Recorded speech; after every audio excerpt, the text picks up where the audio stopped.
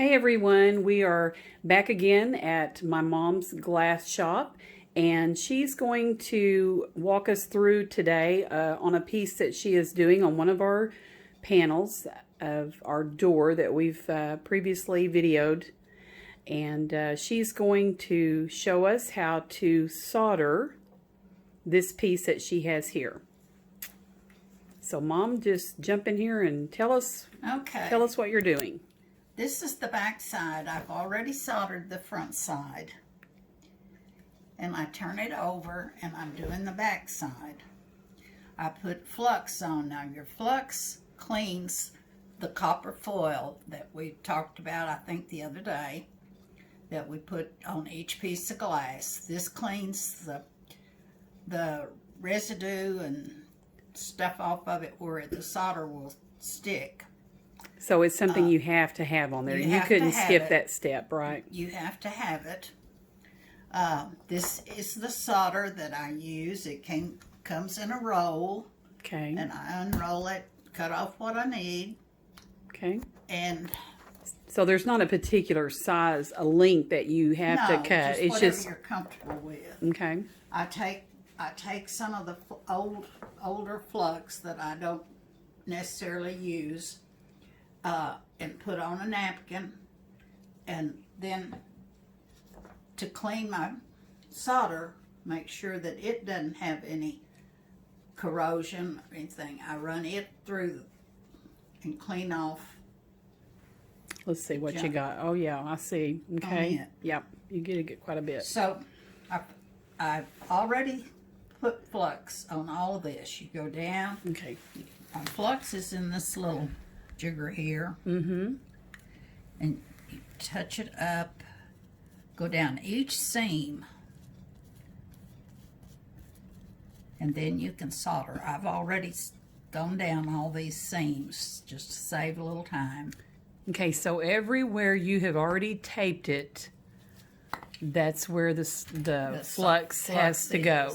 Okay. I take my soldering iron. Okay. It's set, I think about 600 degrees. I never know because it's in centimeters, and I don't know if that's we're country people. I clean the black goop off with the wet sponge here. Then I have a brass scrubby type thing that I go in and keep the tip of that iron clean and shiny. So here we go. Now, do you have to start there on the edge normally? No, I can start anywhere I want to. Okay.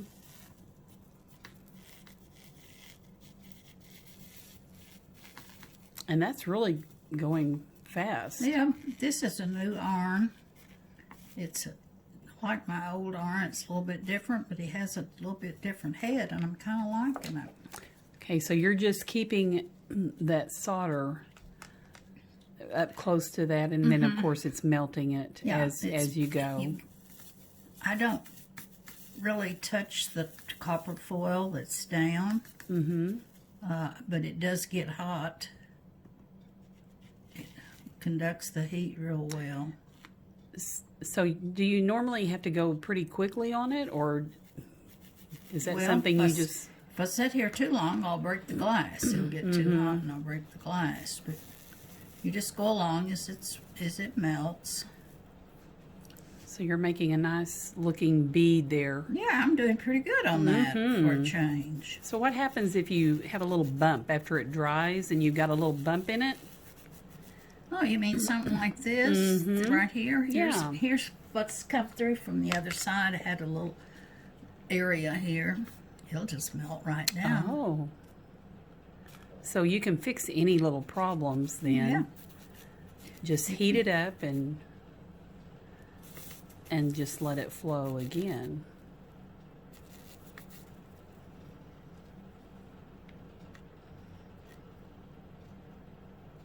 You know, there's something almost kind of relaxing watching that flow. It's kind of smooth. And Now y'all will notice there's white there on that blue piece of glass. That's just tissue that from where it was stuck on the other side to keep it in place. So the glass is not broken. I'm going to try to get in here just a little closer. You just don't want to stay in the same place very long because you will heat up the glass and have a tendency to break. And once this glass breaks and you've soldered around it, it's not a picnic to take it out and put in another piece.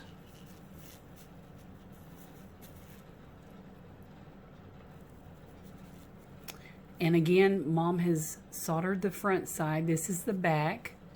And so she's just cleaning that up. So on some of these seams, you will see solder already in there, like that one that she cleaned up just a minute ago. And that's just some of that solder leaking through from the front side.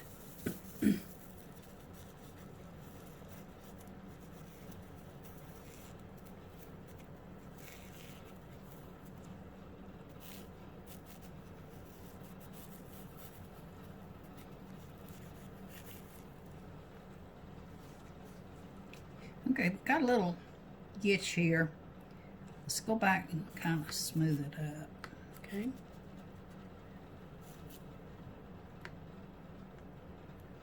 There, that looks better. Mm-hmm.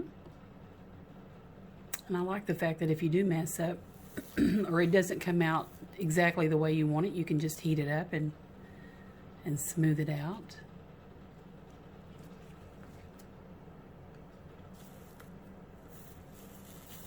Is there a particular grade of solder? I mean, is there a... Yes, there's several different. This is the 60-40 now. I'll lie to you if I tell you it's 60% lead, 60% tin, and 40 lead. Okay. And there's other percentages of what for different types of solder. The decorative solder is a solder that doesn't melt, doesn't have quite a high a temperature to melt, and it sets up a lot quicker.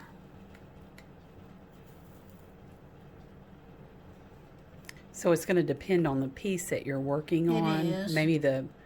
You can...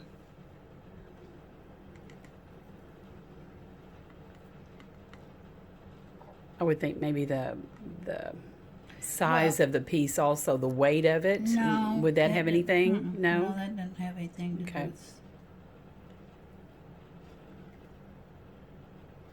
That's really looking good. You're going to have this done in no time. Yes, thank goodness. This has not been Mama's favorite panel that she's worked on, but it's very pretty though. It's going to look very nice. All these little tiny pieces are hard to chase down. They're hard to hold, especially when your hands are older to begin with. And then some of the pieces some of the glass pieces that are very small, we've had a few of them that were super small. I'm going to zoom in here right where she's at. This piece right here is one of the smaller ones, and then once you get the solder on it, it tends to kind of cover it up just to some extent, doesn't it? Yes, it does. So you've worked hard cutting out that little piece to get it to fit, and then by the time you get the solder on it, there's not a whole lot left to show. I'm going to come back down here. Okay. I want to hear that.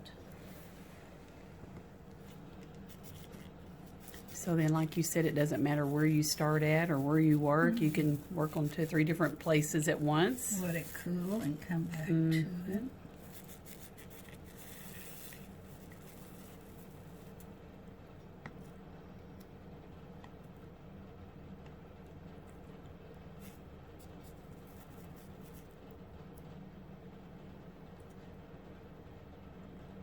And once again, for anyone that didn't catch it at the beginning, the solder is only going to stick on your foil, That's right. on the It will copper stick. foil.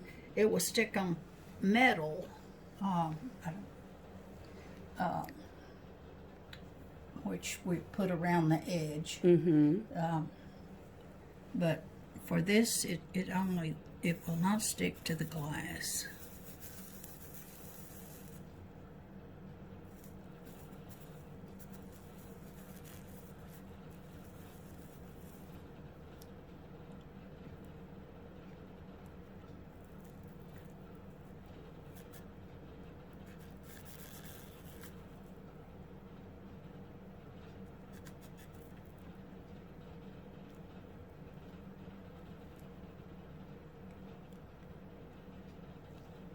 Now I have a question on when you're doing the front side and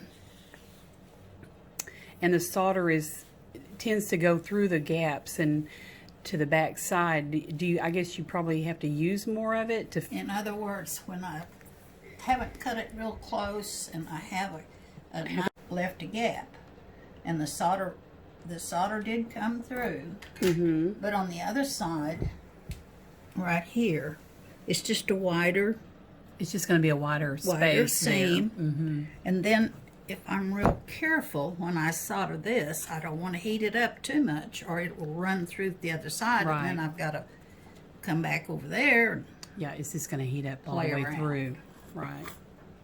So you want to get in there and do your business and get out. There you go.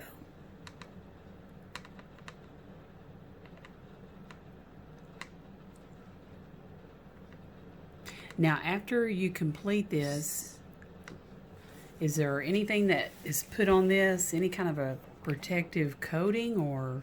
After I complete it, I will wash it with probably Dawn detergent. Or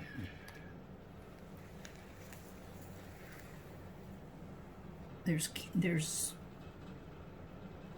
things for just for glass that you can buy, but Dawn detergent and soda water does just as good. That cuts out cleans up your seams, cleans up the residue that's left.